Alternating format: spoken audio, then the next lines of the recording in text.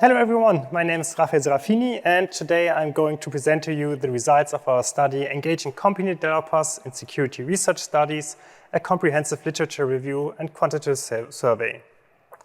We focus on the recruitment of professional software developers because this kind of sample is crucial when studying the company context, for example, organizational structures, security culture, or even the communication between software developers and security and privacy experts.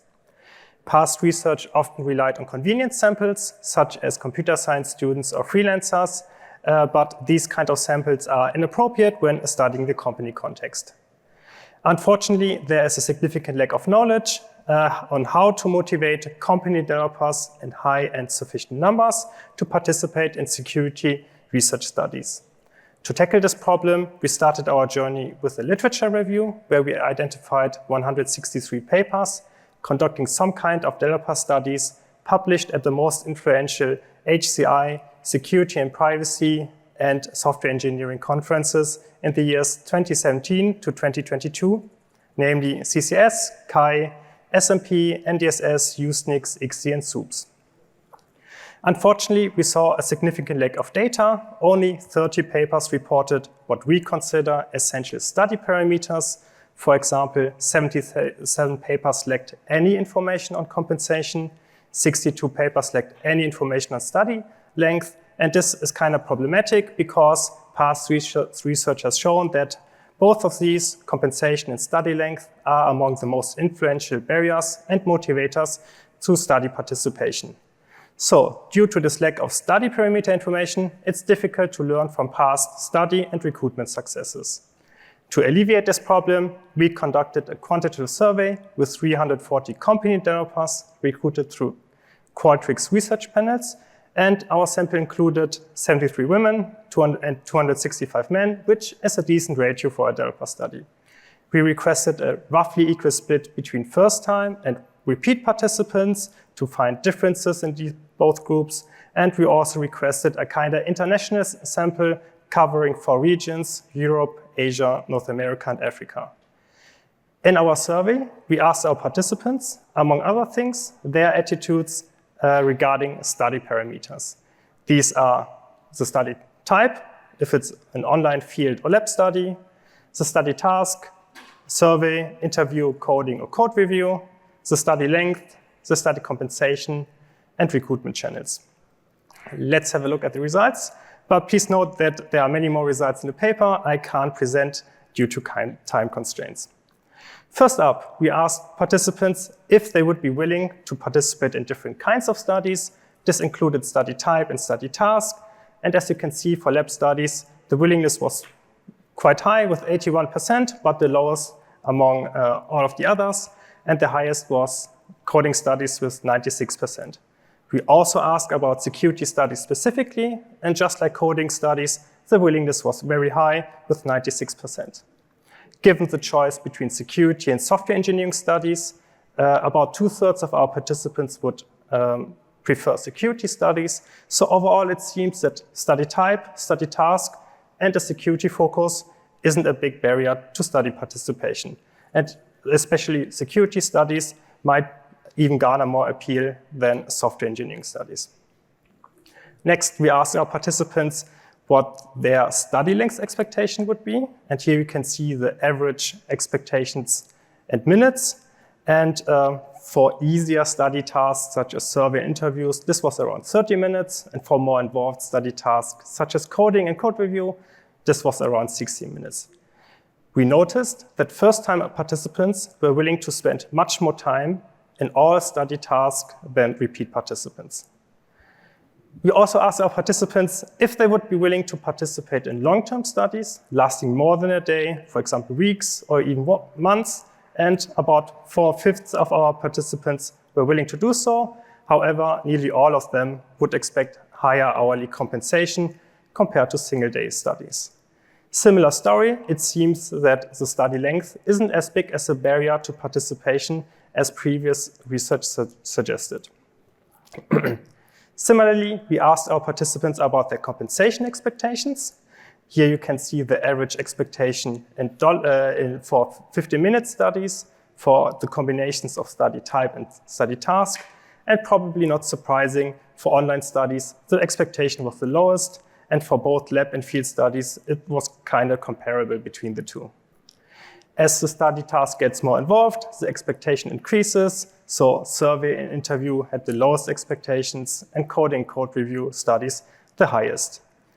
We asked the same question for 60-minute studies, and the expectations did not increase linearly with time, but rather participants consistently only expected twice as much compensation for 60-minute studies compared to 15-minute studies. We also compared the expectations of our participants with compensation paid in past research and noticed that some studies compensated much more than what our participants would have expected, which could be a waste because the money could have been saved or used to increase the sample size. On the other end of the spectrum, there were many studies paying far below the expectations of our participants, which might be a reason why some studies suffer from low response rates. A lot of these studies even paid below minimum wage. So these inconsistent compensation practices raise ethical issues, not only when not meeting the minimum wage, but also when keeping in mind the different regions participants could come from. Here you can see the average compensation expectations for 60-minute studies, and in the case of online surveys, participants from Asia only requested roughly about a fourth of that of the other regions. The same story can be seen for field coding studies and even for all combinations of study type and study task. So to not only pay too much or too little, we recommend basing study compensation not only on participants' effort and expectations, but also to keep the location in mind. To help researchers with that, our paper offers several percentile tables. Here you can see the compensation recommendation for our North American participants for 60-minute studies. And in the bottom in green, you can see to meet the expectation of 90% of our participants, you would have to pay $35 for a 1-hour online survey. While this is a lot, this would be the ideal case, but we recommend to compensate at least at the 50% percentile, because this would be above minimum wage, and try to avoid the red area in the table. Our paper offers several of these percentile tables for all combinations of study length, 15 and 60-minute studies, the 4 regions, and all combinations of study task and type. And we also offer percentile tables for study length expectations for all tasks and all of the regions. As I said in the beginning, we recruited participants with Qualtrics research panels, and in our paper we compared this platform with other recruitment platforms such as Freelancer, mTurk, or Prolific, among others. And just to give a brief impression about Qualtrics research panels, there are some advantages. Unlike the other platforms which are usually used to recruit freelance developers, Qualtrics is able to recruit a high number of company developers, and they also did so as an international sample. And the nice part is this is done with low effort for us, the researchers, because Qualtrics assisted us in the pre-screening and quality assurance procedures. However, there are also disadvantages. There were a lot of participants who failed the developer screening questions we had in the beginning, which resulted in high screening rejection rates. And there are also some data quality issues where some participants gave bogus responses or inconsistent responses. So a lot of participants had to be replaced. However, Qualtrics did so free of charge. Probably the biggest disadvantage here is the high costs, with over $60 per participant in our study, which makes it difficult to use Qualtrics. However, unlike the other platforms which are used to recruit freelance developers, Qualtrics is able to recruit a high number of company developers. I want to conclude my presentation with a call to action. As you have seen in the compensation slides, we recommend to ensure consistent and ethical compensation. by not only keeping participants' expectation and effort in mind, but also to think about the location where the participant comes from. And at the very end, I want to go back to the beginning of my presentation, the literature review. As I said, a lot of papers did not report what we consider essential study parameters.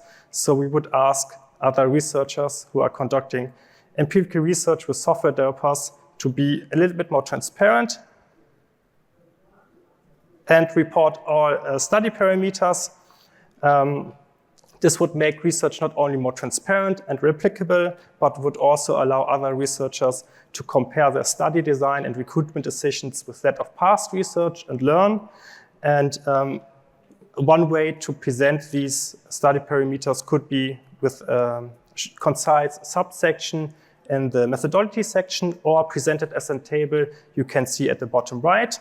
And ideally, this information would include the study type, task, language, length, recruitment channel used, the duration of the recruitment efforts, the number and type of participants, and the number and